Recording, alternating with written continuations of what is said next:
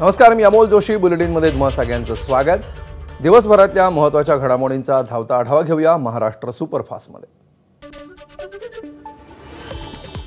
वरळी डोमची मनसे आणि ठाकरेंच्या शिवसेनेच्या नेत्यांकडून पाहणी. 5 जुलैला होणाऱ्या मराठी विजयी मेळाव्याच्या तयारीचा घेतला आढावा. राज आणि उद्धव ठाकरेंचं आणखी एक निमंत्रण पत्रक. महाराष्ट्रातील प्रत्येकाला मराठी बोलताना पाहायचंय, ही आहे सुरुवात. निमंत्रण पत्रकातील उल्लेख. मुंबईच्या वांद्र्यातील मातोश्री निवासस्थान परिसरामध्ये त्रिभाषा सूत्रावरून बॅनरबाजी. ठाकरे सरकारनं मराठीचा घात केला. त्रिभाषा सूत्र तुम्ही स्वीकारलं होतं, विसरलात की काय? बॅनरमधून सवाल.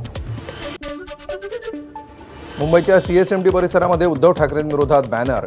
सत्य बाहेर आलं, ठाकरेंनीच केला मराठीचा घात, बॅनरवर आशय. खासदार संजय राऊतांचं मुख्यमंत्र्यांना पत्र. राऊतांचे सुनील शेळकेंविरोधात फडणवीसांकडे तक्रार. शेळकेंनी राज्य शासनाची हजारो कोटींची रॉयल्टी बुडवून सरकारची फसवणूक केल्याचा आरोप. संजय राऊतांनी कुठलेही पुरावे नसताना आरोप केले. पुरावे देत नाहीत तोपर्यंत कुठलाही खुलासा देणार नाही, सुनील शेळकेंची प्रतिक्रिया. संजय राऊत केवळ आरोप करतात, मात्र पुढे काहीच होत नाही. त्यांना आरोप करण्याची सवय. अमोल मिटकरींचं राऊतांना प्रत्युत्तर. एका नेत्याच्या ड्रायव्हरच्या नावानं जमीन दान करून टाकली. संभाजीनगरमध्ये 5 एकर भूखंड एमआयडीसीमध्ये मिळवला. त्यामुळे संजय राऊतांनी मांडलेल्या मुद्द्यामध्ये तथ्य असू शकतं, रोहित पवारांची प्रतिक्रिया. कितीही कोणी भ्रष्टाचार केला असेल तर तो सरकारमध्ये आल्यावर स्वच्छ होतो. राज्य लुटून खाण्याचं काम सुरू आहे. विजय वडेट्टीवारांची सुनील शेळकेंवरील आरोपांवर प्रतिक्रिया. विरोधकांची पायऱ्यांवर सरकारविरोधात घोषणाबाजी. सरकारनं शेतकऱ्यांची फसवणूक केल्याचा आरोप. मेघा इंजिनिअरिंग तुपाशी, शेतकरी उपाशी आणि इलेक्टोरल बॉन्ड्स घोटाळ्याचा आरोप करत विरोधकांची घोषणाबाजी. लातूरमध्ये शेतकऱ्यानं स्वतःलाच अवताला झुंपल्याच्या घटनेवरून विधानसभेत गोंधळ. या संदर्भात विधानसभेत स्थगन प्रस्ताव. लातूरच्या शेतकऱ्याची माहिती घेतली असून त्यांना सर्वतोपरी मदत केली जाईल, कृषीमंत्री माणिकराव कोकाटेंचं आश्वासन. मंत्र्यांना मर्जीतले खासगी सचिव नाहीच. जीएडीच्या नोटिशीनंतर मर्जीतला खासगी सचिव मिळावा यासाठी मंत्र्यांकडून लॉबिंग केली जात होती. मात्र 2 महिन्यांच्या प्रतीक्षेनंतर मंत्री आणि खासगी सचिव यांच्या पदरी निराशा.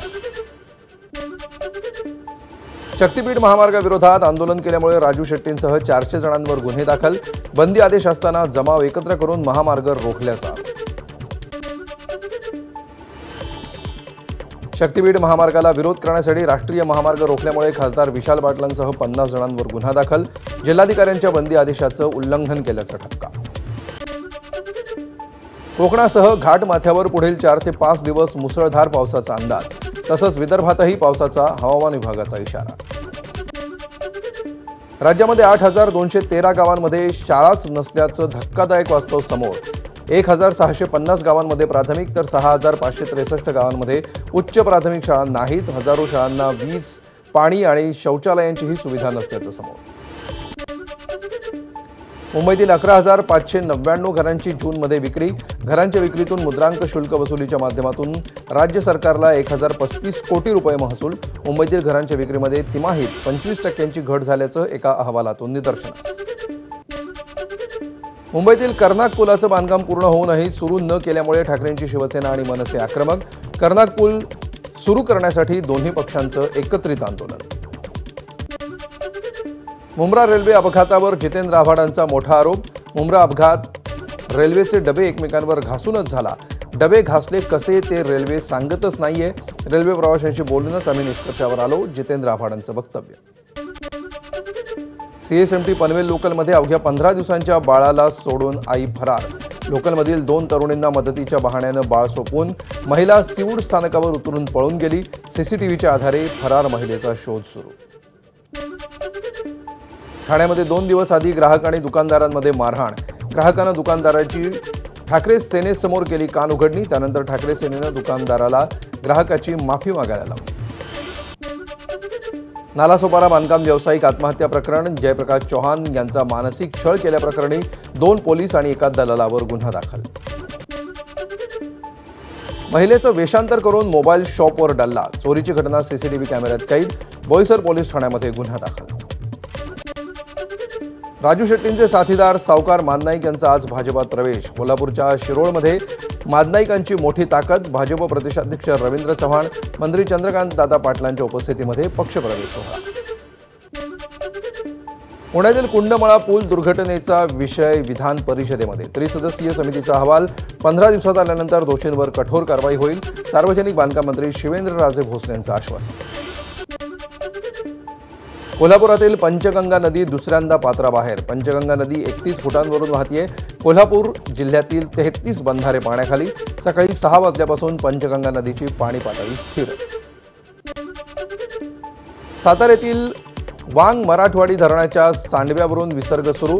वांग नदीकाठच्या गावांना सतर्कतेचा इशारा। धरण काठावरील मेंढ गावातील प्राथमिक शाळेला पाण्याचा वेढा पडला असून तिथली जुनी मंदिरं पाण्याखाली।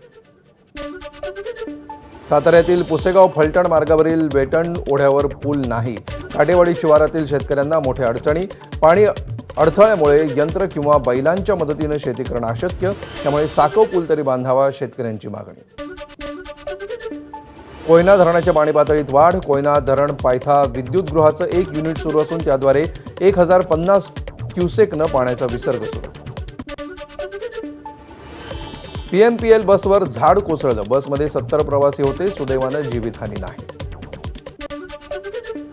सांगलीजवळच्या समडोळीमध्ये स्त्री जातीचं अर्भक मृत अवस्थेत आढळलं। माहिती मिळताच सांगली ग्रामीण पोलिसांनी अर्भक ताब्यात घेत शासकीय रुग्णालयात पाठवलं। या प्रकरणामध्ये अधिक तपास सुरू। संत ज्ञानेश्वर महाराजांची पालखी सोलापूरच्या कुडूस फाटामध्ये दाखल। माऊलींच्या पालखीचं दुसरं गोल रिंगण। पंढरपूरमध्ये आषाढी सोहळ्यासाठी वाखरीचा पालखी तळ विद्युत रोषणाईनं सजला। जवळपास 12 ते 15 लाख वारकरी या पालखी तळ परिसरामध्ये मुक्कामी असणार। आषाढी एकादशी सोहळ्यासाठी पंढरपूरमध्ये जय्यत तयारी सुरू। पंढरपूर शहराच्या प्रत्येक भागामध्ये आकर्षक विद्युत रोषणाई। पंढरपूर शहरातील प्रत्येक हायवेपासून विद्युत रोषणाई करण्यात आली आहे।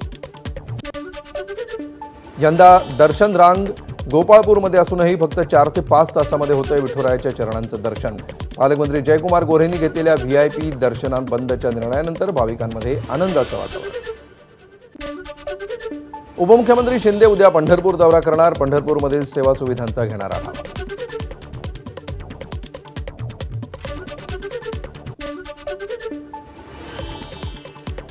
मुंबईतील भाविकांना आषाढी एकादशीनिमित्त पंढरपूरला जाण्यासाठी एसटीकडून विशेष व्यवस्था।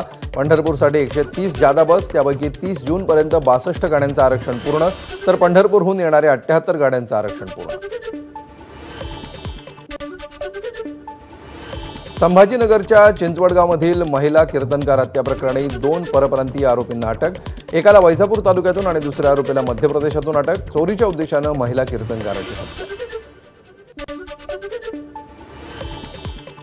बीडमधील अल्पवयीन मुलीचा लैंगिक छळ प्रकरण। शिक्षक विजय पवार विरोधात आणखी एका पालकाची तक्रार।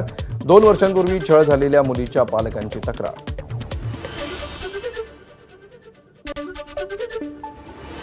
तुळजापुरातील सावरगावमध्ये विद्यार्थ्यांचं धोकादायक इमारतीमध्ये शिक्षण। वर्गखोल्या धोकादायक स्थितीत असल्यामुळे एकाच वर्गखोलीमध्ये 80 ते 85 विद्यार्थी। जिल्हा परिषदेच्या शाळेची दुरुस्ती करण्याची शिक्षकांसह पालकांची मागणी। बीड अल्पवयीन अत्याचार प्रकरण। पोलिसांकडून दोन्ही शिक्षकांचे मोबाईल फॉरेन्सिक लॅबला पाठवण्यात आले। पोलीस कोठडी संपण्यापूर्वी मोबाईलमधील सर्व डेटा रिकव्हर करून ताब्यात घेतला जाणार, पोलिसांची माहिती। किरकोळ कारणावरून धक्का लागल्यामुळे वाद। प्रकरणामध्ये गुन्हा दाखल, तर दहशत माजवणारे आरोपी सागर झेंडेची पोलिसांनी काढली शहरातून धिंड। बीड शहरातील घटना। धाराशिवच्या भूम तालुक्यातील खरेदी विक्री संघाच्या निवडणुकीमध्ये शरद पवारांच्या राष्ट्रवादीच्या राहुल मोटेंच्या पॅनलचं वर्चस्व। राहुल मोटेंच्या नेतृत्वातील पॅनलच्या 15 उमेदवारांची बिनविरोध निवड। गडचिरोलीतील सिरोंचामधील नगराध्यक्ष शेख फरजाना, उपनगराध्यक्ष शेख अब्दुल रऊफ, अब्दुल गफार यांच्यासह सभापती आणि नगरसेवकांचा अजित पवारांच्या राष्ट्रवादीत प्रवेश। मंत्री धर्मराव बाबात्रावांच्या उपस्थितीत प्रवेश।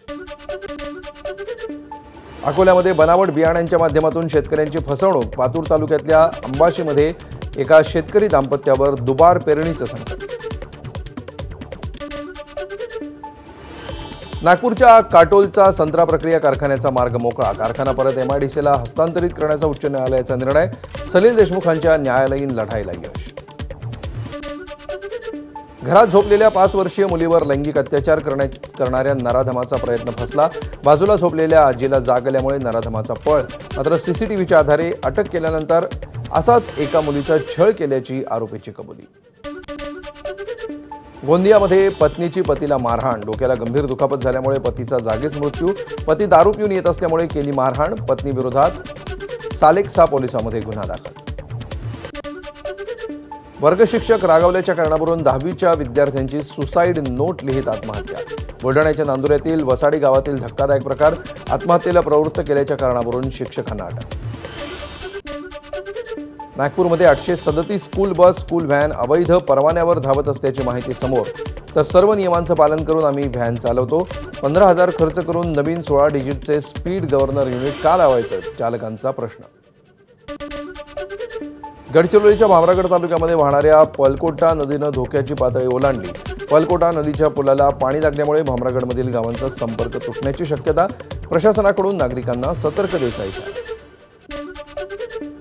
गडचिरोलीतील सती नदीमध्ये दुचाकी स्वार वाहून जाताना थोडक्यात बचावला। पुलावरून पाणी वाहत असताना दुचाकी पाण्यात नेण्याचं नसतं धाडस करणं बेतलं जीवावर। गडचिरोली ते चामोर्शी दरम्यान असलेला पोर नदीवरील पुलाचं काम अद्यापही अपूर्ण। वाहन चालकांना नाहक त्रास, तर जुन्या पुलावरील खड्ड्यांवरून वाहन चालकांची जीवघेणी कसरत। भंडाऱ्यामध्ये ठिकठिकाणी भूमिगत पाईपलाईन योजनेसाठी रस्त्यांचं खोदकाम। मात्र पावसामुळे संपूर्ण शहर चिखलमय। निकृष्ट कामामुळे विद्यार्थ्यांची स्कूल बस या चिखलामध्ये फसली। यामुळे नागरिकांमध्ये सर्वत्र रोष। ब्रह्मपुरी अरहेर नवरगाव मार्गावरील भूती नाल्याच्या पाणी पातळीमध्ये वाढ। नाल्यावरील पर्यायी मार्ग वाहून गेल्यामुळे नागरिकांची गैरसोय। सध्या पुलाचं काम सुरू असल्यामुळे हा तात्पुरता मार्ग तयार करण्यात आला होता। कोकणामध्ये समाधानकारक पाऊस न झाल्यामुळे भात शेतीवर परिणाम, त्यामुळे भात लावणी लांबणीवर। सिंधुदुर्ग जिल्ह्यामध्ये रात्रभर मुसळधार पाऊस। गेल्या 24 तासामध्ये 40 मिलीमीटर पावसाची नोंद। समाधानकारक पावसामुळे शेतीच्या कामांना सुरुवात। रायगड जिल्ह्यामध्ये यंदा समाधानकारक पाऊस। जिल्ह्यातील एकूण 28 धरणांपैकी 17 धरणं भरल्याची माहिती। आतापर्यंतच्या पर्जन्यमानामध्ये 83% पाणीसाठा उपलब्ध। 4 बिबट्यांचा कळप सीसीटीव्हीमध्ये कैद। रत्नागिरीतील लांजा तालुक्यातील वनगुणे गावातली घटना। रायगडमधील घनदाट जंगलातील डोहामध्ये बुडून 22 वर्षीय मुलाचा मृत्यू। मुंबईवरून फिरण्यासाठी मित्रांसोबत आला असता घडली घटना। नाशिक जिल्ह्यामध्ये काल आणि रात्रभर झालेल्या मुसळधार पावसामुळे गोदावरी नदीच्या पाणी पातळीत वाढ। सध्या पावसाची थोडी विश्रांती, तरी हवामान मात्र ढगाळ। अहिल्यानगर परिसरामध्ये नियमांचं उल्लंघन करून विद्यार्थ्यांची रिक्षा चालवण्याचा प्रकार। यामुळे मुलांच्या सुरक्षेचा प्रश्न निर्माण झाला। पोलीस अधीक्षक आणि आरटीओनं याकडे लक्ष द्यावं।